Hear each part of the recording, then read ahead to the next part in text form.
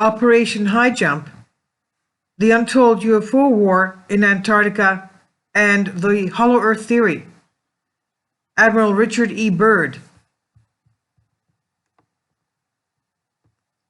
These are must-watch videos. It's amazing stories that all research says is 100% true, all documented in the government and public domain. In 1946, 1947, the US government launched Operation Highjump, a war fleet complete with aircraft carriers, destroyers, and attack submarines surrounded and invaded Antarctica. So this was just after the Second World War. They didn't waste any time in getting their forces together to implement an operation that had never been done before. So, 1946-47, the US government launched Operation Highjump, the war fleet complete with aircraft carriers, destroyers, and attack submarines surrounded and invaded Antarctica. After locating a powerful race of underground beings, they were attacked by UFOs. Ships sank and were damaged. Many people were killed and told never to return armed again. And we never have. A short time later, at US urging, the Antarctica was turned into a peace zone. No heavy military presence at all, ever. All widely documented, and it's amazing stuff. No, there are some disinformation on this subject coming from the mainstream media. Wikipedia says, quote, there never was any attack, end quote, and they left only because, quote, winter was approaching, end quote, in Antarctica. If anybody could believe that. Of course they knew it was approaching. Then why did they leave? Why did they go in the first place? All that manpower and expense just to leave. And others say the attacking flying discs were Nazi. None of this ever mentioned in Admiral Byrd's writings or transcripts from interviews with him. Everything is that follows. Part 1, an untold UFO war in Antarctica. Part 2, an untold UFO war in Antarctica. Part 3, untold UFO war in Antarctica legacy. 1946 Operation Highjump, amazing discoveries. Admiral Richard Byrd and the Hollow Earth Theory, Part 1. This is from 2012 End Time Prophecy Net, authored by Bill Cochin, aka The World Weaver, published in 1998. Admiral Richard Evelyn Byrd, 1888 to 1957. During the course of a 2-year period, which extended from about early 1995 to spring of 97, I undertook a serious study of some of the more questionable ideas and theories which have become quite prominent in Western society since the early part of this century. Labeled as fringe ideas by most level-headed people, the study included an in-depth look into such areas as the alien UFO phenomenon, government conspiracy theories, New Age thought, and other related topics.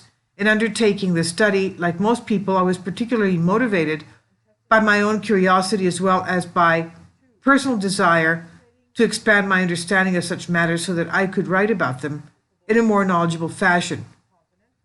To emphasize the degree of dedication to which I performed this research, allow me to inform you that at one point I had collected over 1,300 files relating to these different areas of thought.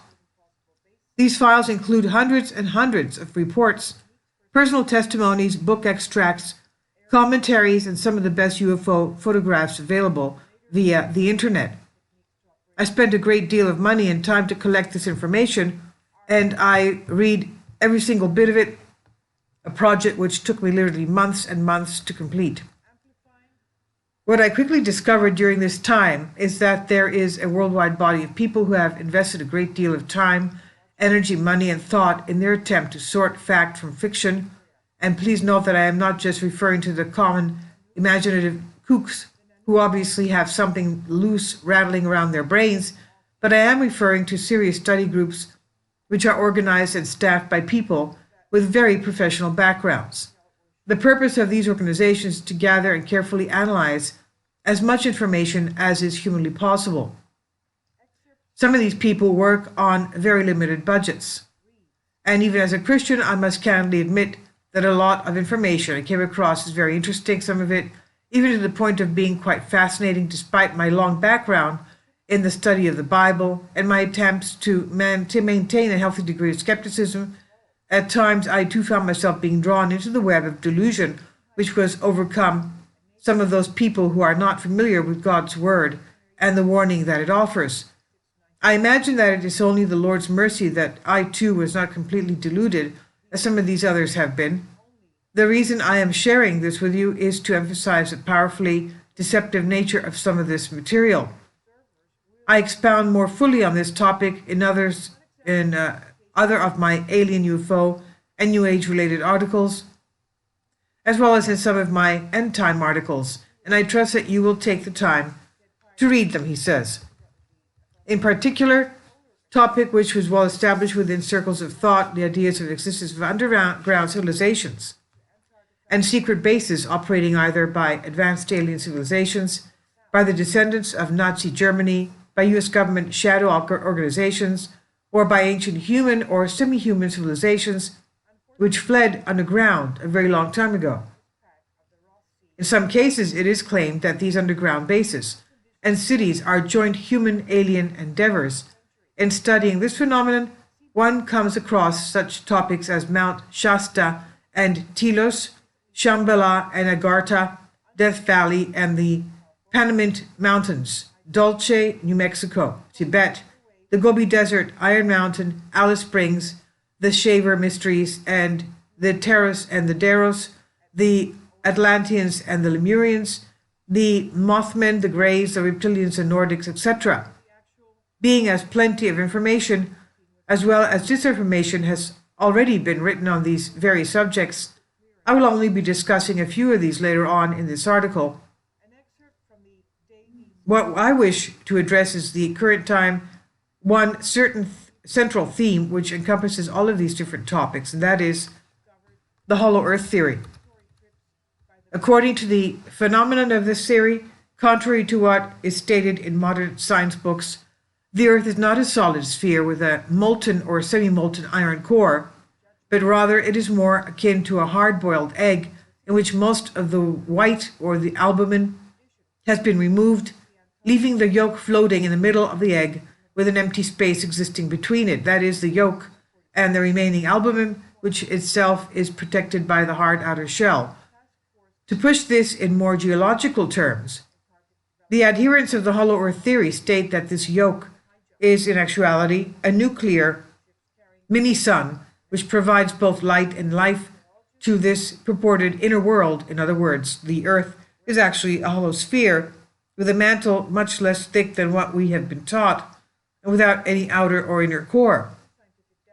The inner surface of this mantle is actually the ground of the inner Earth.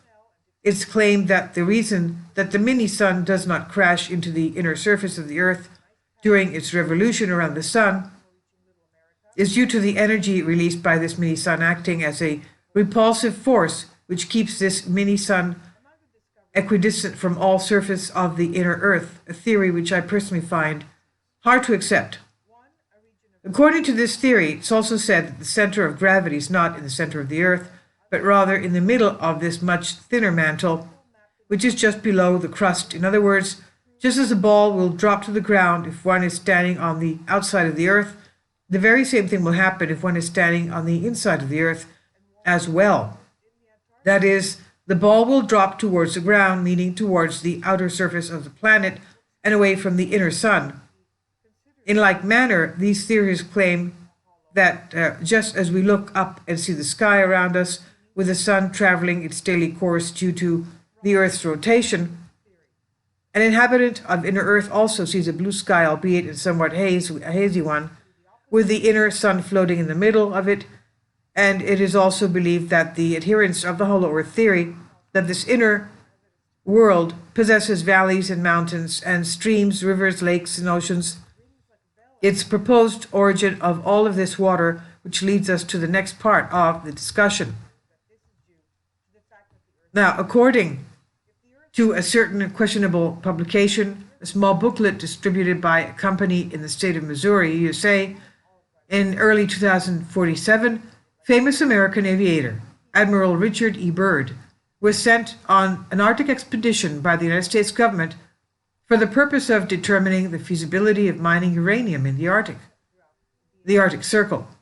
If we believe what follows, on February the 19th, just after completing 3 hours into its flight, Admiral Byrd had an experience which totally changed his outlook on life and his personal view of the American government as well. Here, then, are what some people claim to be actual extracts from Byrd's secret diary for the months of February and March of that year, and then some final remarks recorded 9 years later in 1956, just prior to his death. So these are February-March diary entries of 1947.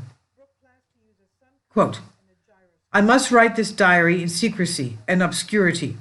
It concerns my Arctic flight of the 19th day of February in the year of 1947.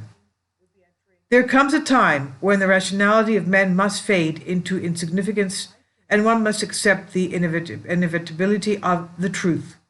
I am not at liberty to discuss the following documents at this writing. Perhaps it shall never see the light of public scrutiny. But I must do my duty and record here for all to read one day, and I would the world of greed and exploitation of certain of mankind can no longer suppress that which is truth." Flight log, Base Camp Arctic, February 19th, 1947. 600 hours. All preparations are complete for our flight northwards, and we are airborne with full fuel tanks at 6:10 hours. 6:20 hours, fuel mixture on starboard engine seems too rich. Adjustment made, and Pratt Whitneys are running smoothly. 7:30 in the morning, radio check with base camp, all is well, and radio reception is normal. 7:40 hours, note slight oil leak in starboard engine, oil pressure indicator seems normal, however.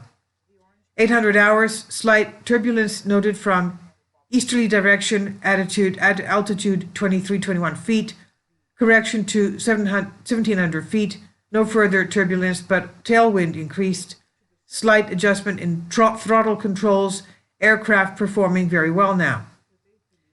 8:15 hours, radio check with base camp, situation normal. 8:30 hours, turbulence encountered again, increased altitude to 2,900 feet, smooth flight conditions again. 19:10 hours, vast ice and snow below, note coloration of yellowish nature, and dispersion in a linear pattern. Altering course for a better examination of this color pattern below, note reddish or purple color also. Circle this area 2 full times and return to assigned compass heading. Position check made again to base camp and relay information concerning coloration on the ice and snow below. 19:10 hours, both magnetic and gyro compasses begin to gyrate and wobble. We are unable to hold our heading by instrumentation. Take bearing with sun compass, yet all seems well. The controls are seemingly slow to respond and have sluggish quality, but there is no indication of icing.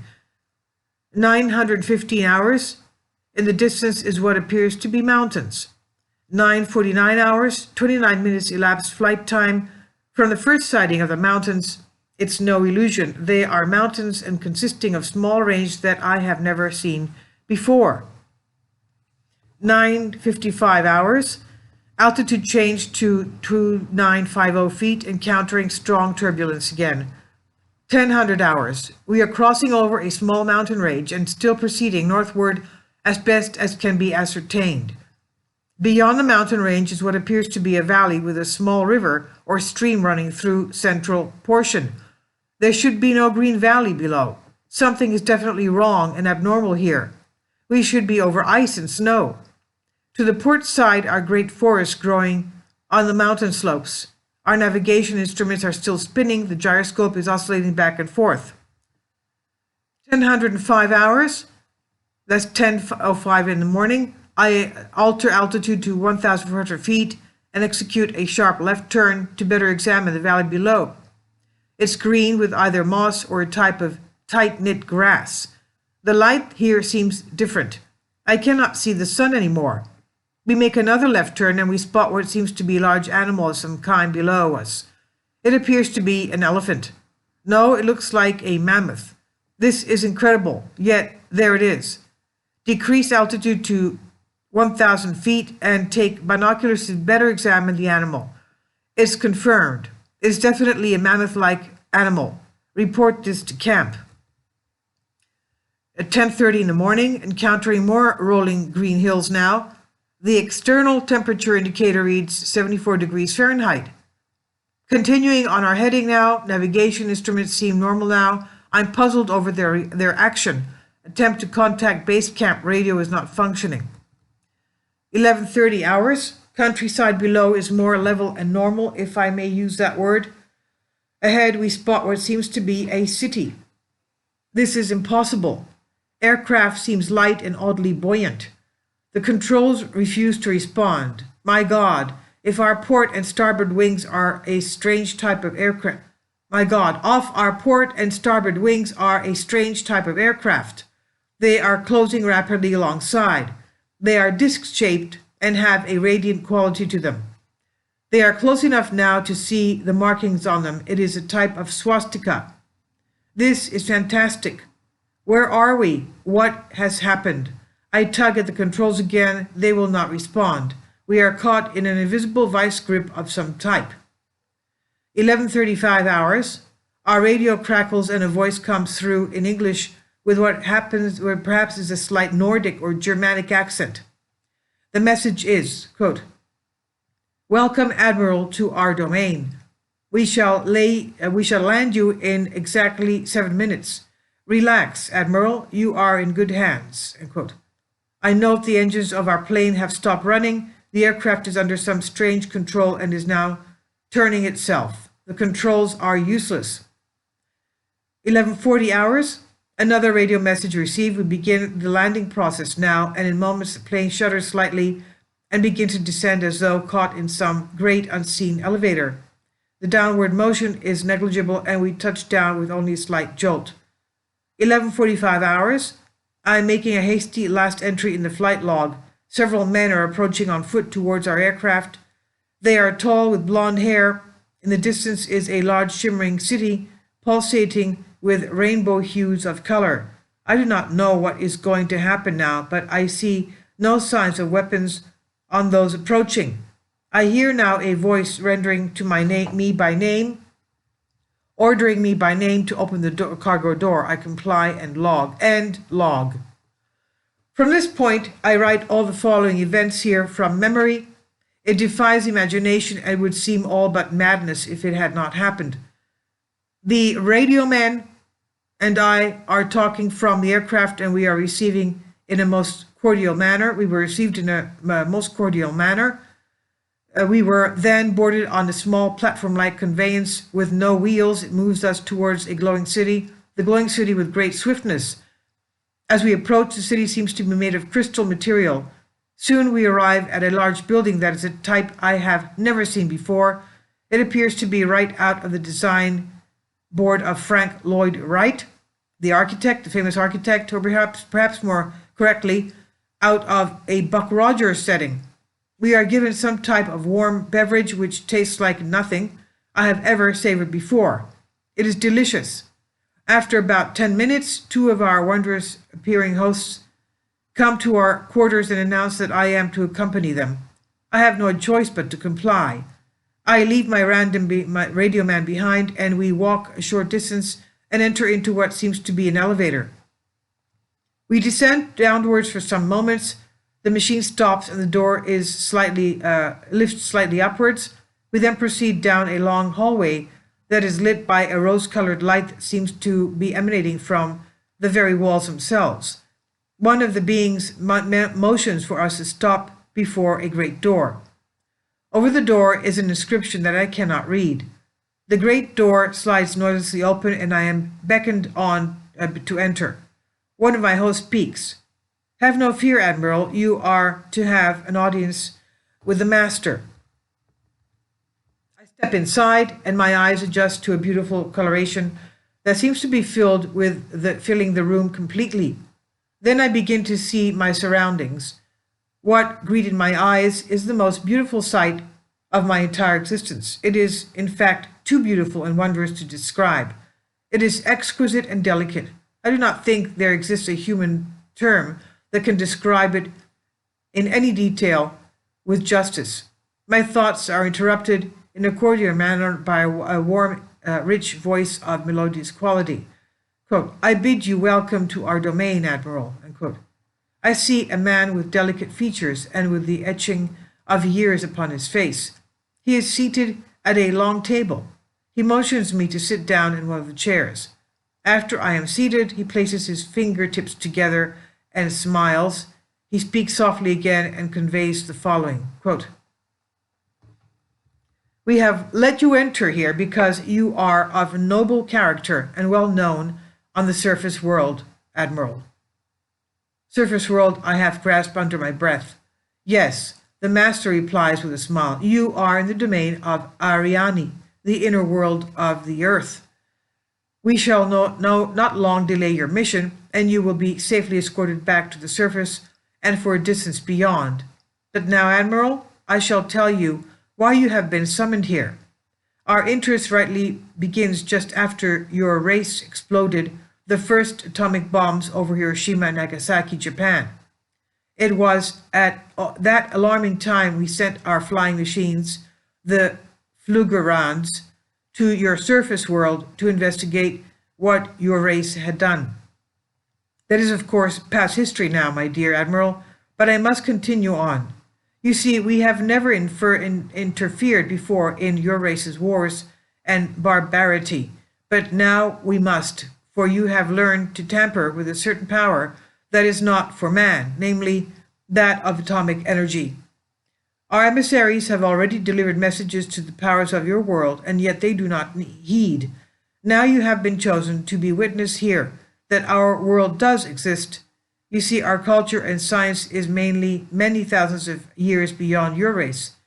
Admiral, I interrupted. But what does this have to do with me, sir? The master's eyes seemed to penetrate deeply into my mind, and after studying me for a few moments, he replied, your race has now reached to the point of no return, for there are those among you who would destroy your very world rather than relinquish their power as they know it. I nodded, and the master continued, in 1945 and afterwards, we tried to contact your race, but our efforts were met with hostility. Our Flugelrads were fired upon. Yes, even pursued with malice and animosity by your fighter planes. So now I say to you, my son, there is great storm gathering in your world, a black fury that will not spend itself for many years. There will be no answers in your arms. There will be no safety in your science. It may rage out on until every flower of your culture is trampled and all human things are leveled in vast chaos. Your recent war was only a prelude of what is yet to come for your race. We here see it more clearly with each hour. Do you say I am mistaken? No, I answered. It happened once before. The Dark Ages came and they lasted for more than 500 years. Yes, my son, replied the master. The Dark Ages that will come now for your race will cover the earth like a pall, but I believe that some of your race will live through the storm. Beyond that, I cannot say. We see at a great distance a new world stirring from the ruins of your race, seeking its lost and legendary treasure, and they will be here, my son, safe in our keeping.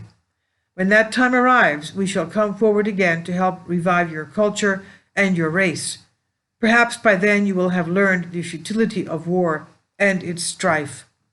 After that time, certain of your culture and science will be returned to your race to begin anew, my son. You are to return to the surface world with this message.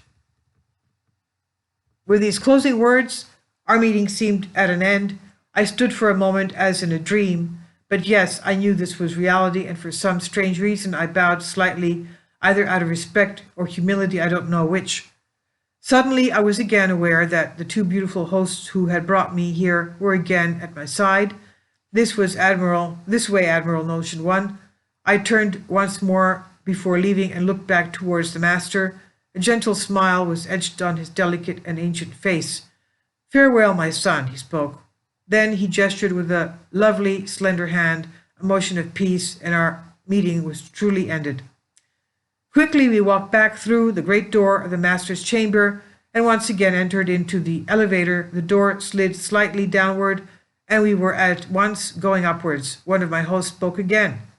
"We must now make haste, Admiral, as the master desires to delay you no longer on your scheduled timetable, and you must return with this message to your race."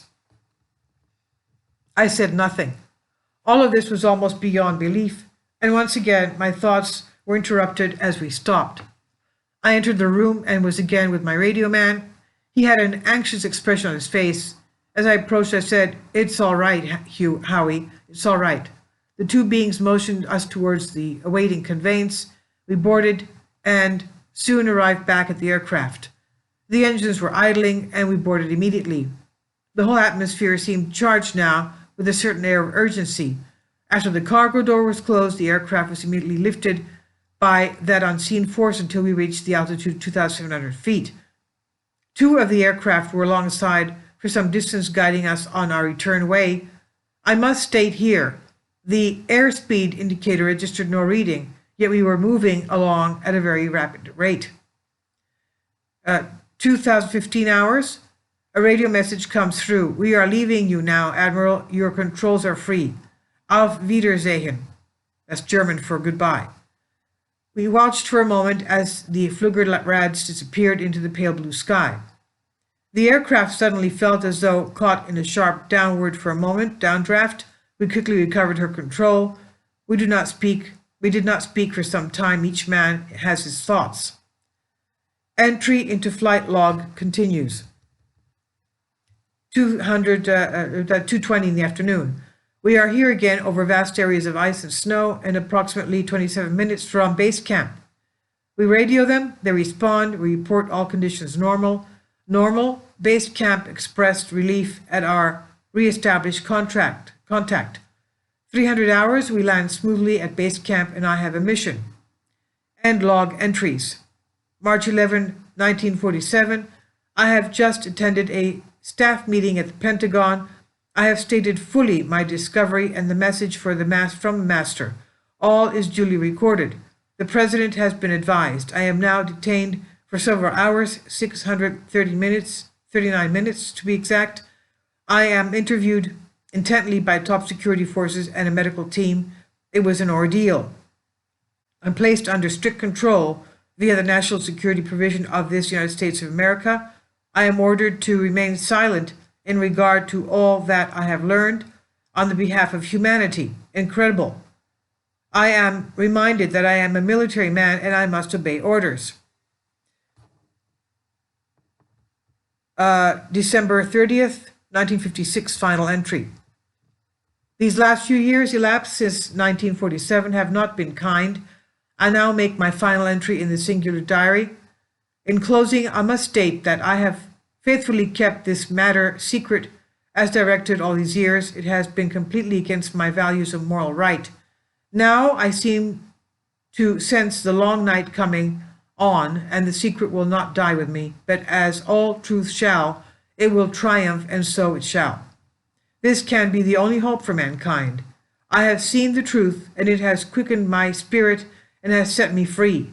I have done my duty towards the Montrose military-industrial complex. And now the long night begins to approach, but there shall be no end. Just as the long night of the Arctic ends, the brilliant sunshine of truth shall come, and those who are of darkness shall fall in its light. For I have seen that land beyond the pole, that center of the great unknown. This was by quote by Admiral Richard E. Byrd, United States Navy, 24th of December, 1956. End of quote. I'll leave a link below for you for this on True Democracy Net. Operation Highjump, the Untold UFO War in Antarctica.